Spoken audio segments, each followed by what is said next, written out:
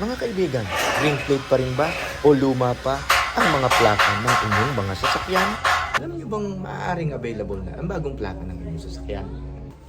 Kamakailan lang ay naglabas ng pahayag ang LTO na target nilang kumpletuhin ang kanilang backlog na 18 million sa mga bagong plaka bago matapos ang taong 2023. Maaaring kasama na ang iyong bagong plaka sa mga available for release. Ano po natin malalaman kung kasama na nga sa available for release ang bagong plaka ng ating mga sasakyan?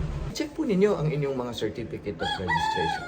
Tignan po ninyo kung anong originating LTO office ng inyong certificate of registration kagaya po ng narito sa ating example sa taas.